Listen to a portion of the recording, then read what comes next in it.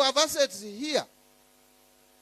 You have Safaricom making profit, yes. But out of it, you can raise 240 billion shillings at one go by selling only 15% of it. You have 35%. You can still retain 20%. And by the way, it is not just this government which is selling or offloading shares. It's actually not even sale. It's offloading shares. It's only Uhuru Kenyatta who did not offload shares in Safaricom. Moi did 40%. Kibaki did 25%. We are only doing 15%. Why this noise about 15%? Why didn't you make noise when Kibaki was releasing 25%? Or is it because of ethnicity? What is the justification? 240 billion. How much dividend are we getting out of 15 billion today? Out of 15 billion today, we would be getting about 6 billion shillings. Divide 240 by 6. 40 years.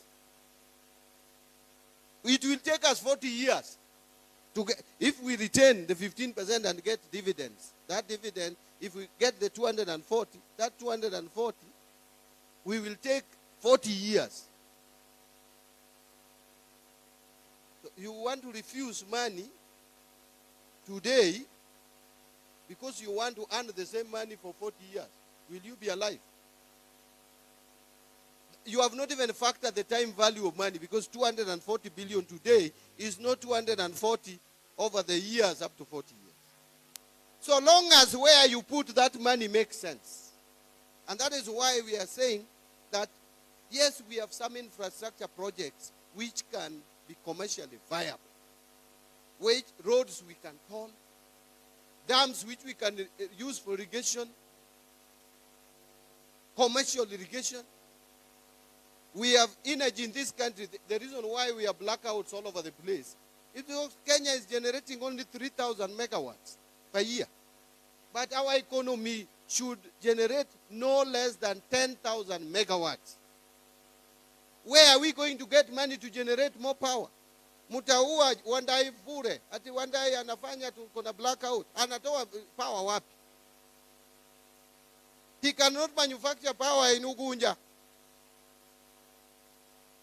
He needs to invest money to generate power and transmit it across everywhere in our villages and in our factories. Where does he get that money? He has to come to me. Where do I get the money? If I cannot offload these shares, what do? I will go to IMF, World Bank, to China, to borrow loans expensively. Who will pay it? You and your grandchildren. If I cannot go for loan, I will come for your money. I will come for your salary. I will come for ile pesa unatengeneza ukiuza mboga. But if I can't come for it, allow me to offload some shares. And what we are saying, we are offloading these shares. We get 240 billion and put it in an infrastructure fund. That infrastructure fund is going to crowd in private sector. So what am I saying? Let me just explain it in a minute. If, for example, a road has been costed. Now, let me not give the example of a road. Let me give the example of JKIA. We have the worst airport in the region today. And we are the biggest economy in this region. Number 6 in Africa. The only economies which are bigger than Kenya in Africa is South Africa, Nigeria, Algeria, Egypt, and Morocco. All in, apart from South Africa and Nigeria, North Africa. Kenya is the only economy standing in this region. We have bypassed Ethiopia. Yet we have, what if I was speaking in Kijalu, I would say Kundudo. As airport, leaking. You arrive in Jomo Kenyatta and it is leaking. It's a shame. And it is costing around 260 billion shillings. If, for example, we make 20%, we take from this fund, 20% of that cost. which will be about 50 billion, and invest, and we cost it, and we say this airport will pay itself, because people who are coming in pay money at the airport. Those who are bringing goods pay money.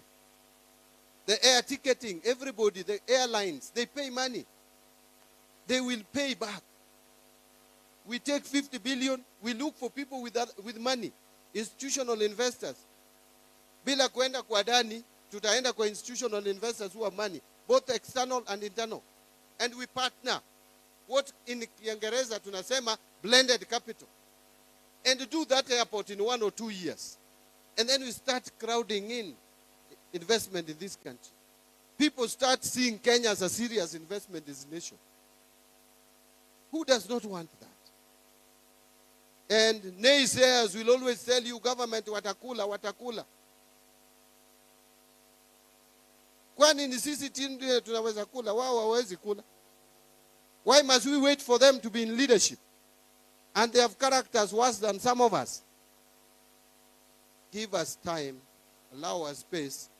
We get these assets, optimize their value, and invest in our infrastructure.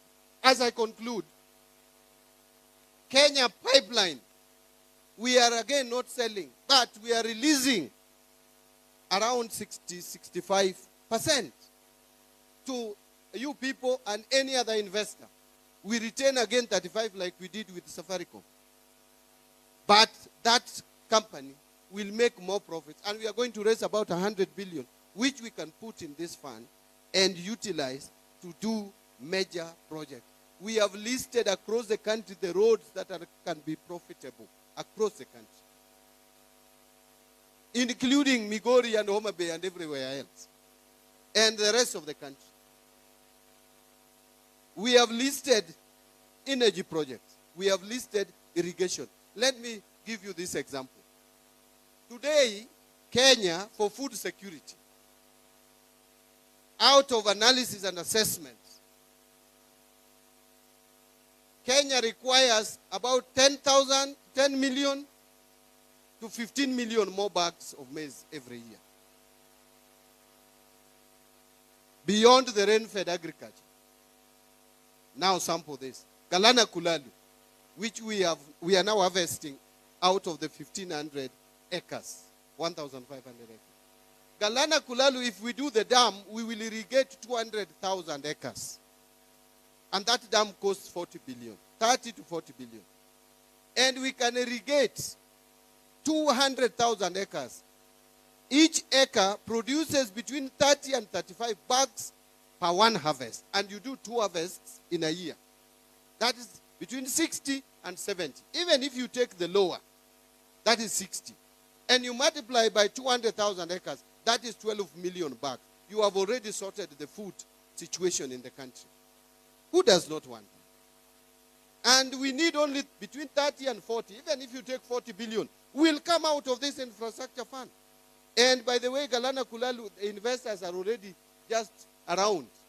They want us to invest, and then they come and invest their money and produce food for this country. That is the way we should be thinking.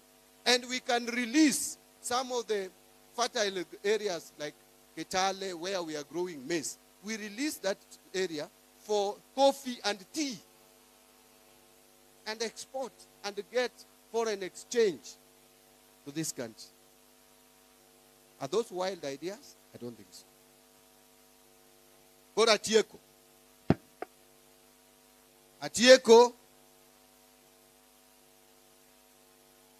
Atieko kawacho ni gima nokela kani en monda wuo gi jopiny waduoko sirikal e piny e grassroots. Sirikal ok en mar Nairobi. Katiba mane wakadho manyien ni ma 2010 ni okawo teko keto kuom japiny ma en gi an. Emomiyo nabiro iru ka mondo anyisu ni koro wachako loso budget mar higa manyien. To kendo be nabiro wuoyo kodu ni gik muwinje radio ni nitiere gimoro ni Kenya pipeline gi Safaricom ni sirikal dwa uso adwa ni kawuono winji koa e dhoga. Iusogi koso ok usgi. Safaricom wanie gi gimiluongo ni 35 ewi 100. 65 nosedhi ne jomoko.